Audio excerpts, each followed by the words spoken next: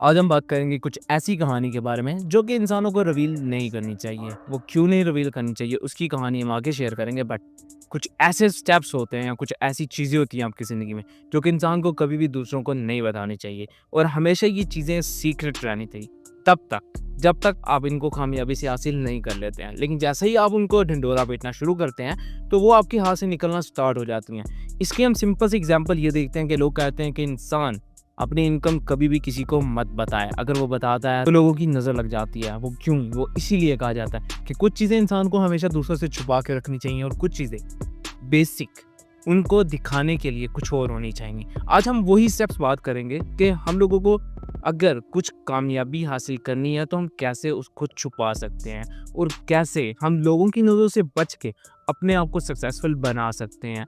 ये चीज़ हमेशा लोगों की नज़रों से छुपी रहेगी और आपको सक्सेसफुल बनाएगी और with the help of that आप एक बहुत ही कामयाब इंसान बन जाएंगे।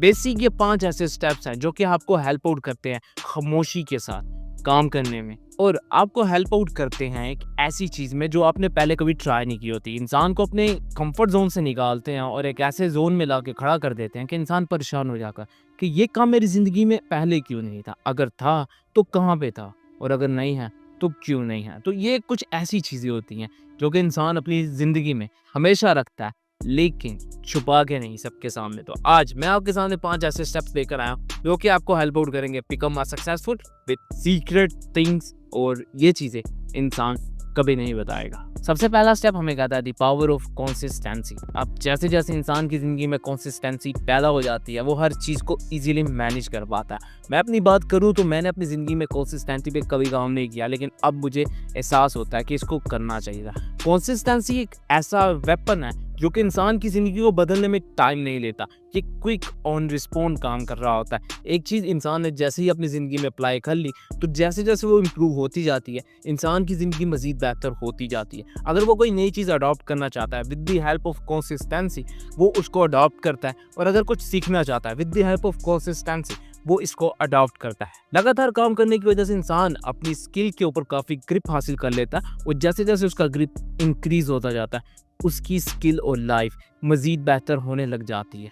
अगर इंसान इनको छुपा के करेगा तभी कामयाब रहेगा। आपको पता है मोस्ट ऑफ द पीपल हमेशा से ये चीज़ें छुपाते आए हैं। उनको पता है कि जैसे जैसे हमने इसको लोगों के सामने रखा तो हमारा फोकस ऑटोमेटिकली डिक्रीज हो जाएगा, लेकिन अगर वो नहीं बताते हैं तो उनका फोकस हमेशा उस काम के ऊपर रहता है। Most of the people in चीज़ों को छुपा के रखते हैं उन लोगों से जिनकी उनको पता होता है कि यार ये नज़र लगा देगा, ये नज़र लगा देगा, ये नज़र लगा देगा, या उन लोगों से जो उनसे जलते हैं। वो जैसे ही अपनी सक्सेस को रिवील करते हैं तो जलने वाले इंसान हमेशा सबसे पहले जलते हैं। नेक्स्ट स्टेप भी हमारी कंफर्ट जोन से रिलेट करता है और वो कहता है सैक्रिफाइस योर कंफर्ट ग्रोथ। अब ऐसा है कि जैसे इंसान कंफर्ट जोन में रहता है तो वो कुछ नया नहीं सीखता है। वो हमेशा एक ऐसे जोन में बसा रहता है जहाँ पे कोई नई अपॉर्चुनिटी नहीं आती है।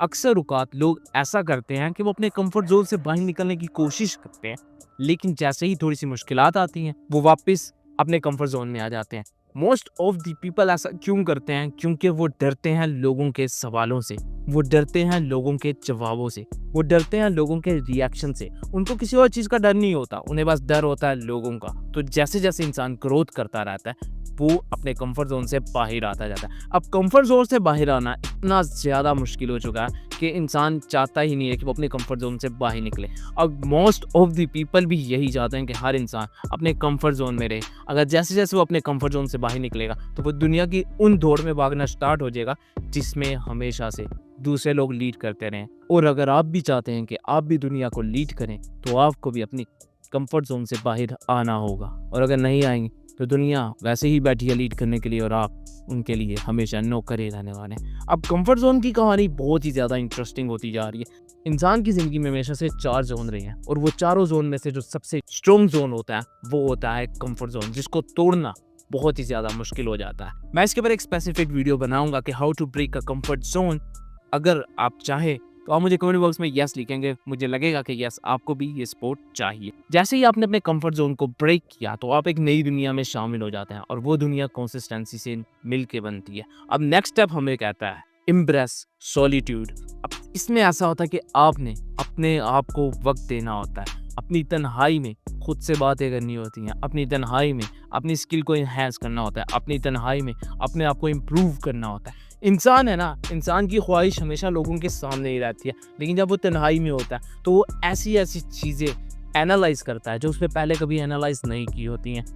अगर आप तन्हाई में वक्त नहीं गुजार सकते हैं तो आपको चाहिए कि आप प्रैक्टिस करें तन्हाई में वक्त गुजारने की। अब इस तन्हाई में क्या होता है, आपने कोई भी काम नहीं करना, आपने फ़ोन यूज़ नहीं करना, आपने वक्त गुजारना है सिर्फ़ और सिर्फ अपने साथ।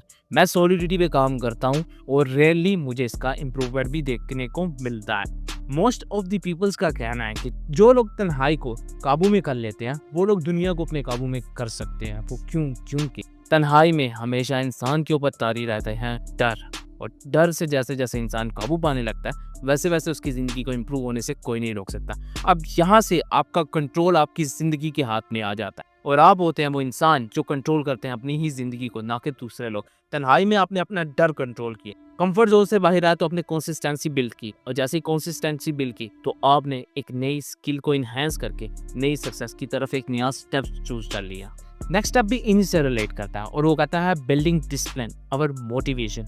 अब मोटिवेशन आपको नहीं चाहिए, आपको चाहिए डिसिप्लिन। इंसानों को जो डिसिप्लिन चाहिए होता है वो खुद बिल्ड कर रहे होते हैं, लेकिन हमारे यहाँ इर्द गिर्द का माहौल देख के बहुत सारे लोग मोटिवेशन का वेट करते हैं और मोटिवेशन के थ्रू ही अपना डिसिप्लिन बनाते हैं, और वो डिसिप्लिन चंद ही घंटों का होता है। अगर आप चाहते हैं कि आप उसको ज़िंदगी में पूरी बरकरार रखें तो आपको मोटिवेशन को अपनी ज़िंदगी से डल करना होगा, और अगर आप उसे डल नहीं करवा रहे हैं इसका मतलब आपको डिसिप्लिन देखने में काफ़ी मुश्किलात का सामना है।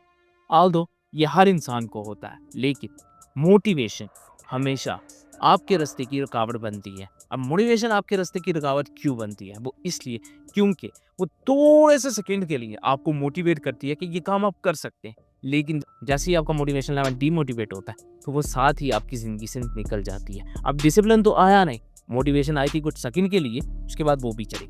लेकिन अब इसी के बरअक्स देखें तो डिसिप्लिन, अगर डिसिप्लिन आ गया तो डिसिप्लिन को मोटिवेशन की ज़रूरत नहीं पड़ती है। आप एक काम है जो कंटिन्यूअसली कर रहे हैं तो वो आपका काम डिसिप्लिन में ऐड हो जाता है। अब उस काम को करने के लिए मोटिवेशन तो नहीं चाहिए मेरा ख्याल है, हाँ कंसिस्टेंसी आपको चाहिए। कंसिस्टेंसी और डिसिप्लिन का बहुत ही गहरा रिश्ता है, क्योंकि डिसिप्लिन आपको बिल्डअप करता है और कंसिस्टेंसी आपको ग्रो अप करती है। ये दोनों चीज़ें इंसानी ज़िंदगी में बहुत ही ज़्यादा वैल्यूएबल है। डिसिप्लिन की कहानी भी किसी और दिन मैं आपके साथ शेयर करूंगा, और अगर आप चाहते हैं कि किसी भी फील्ड के रिलेटेड स्पेसिफिक टाइम टेबल या डिसिप्लिन होना चाहिए तो मुझे कमेंट बॉक्स में बताना मत भूलिएगा, ताकि मैं उसके ऊपर बाकायदा सर्च करके वीडियो बनाऊं और आपके पेशे खिदमत एक न्यू वीडियो करूं।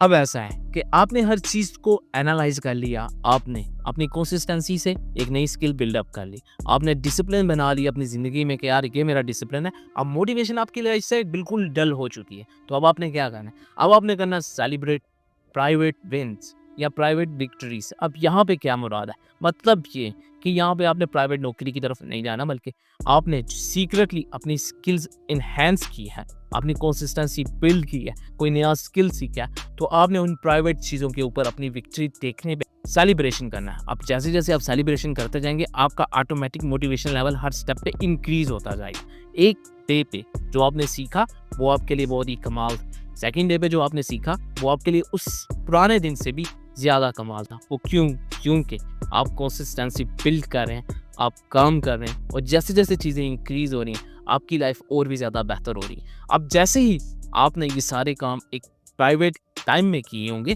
तो बहुत सारे लोगों को तो नहीं पता होगा कि आपने सक्सेस कैसे हासिल किया, लेकिन हाँ उनको आपकी हर्डल्स नहीं दिखेंगी लेकिन आपकी विक्ट्री दिखेगी। तो आपकी विक्ट्री उनको जलाने के लिए बहुत होती है।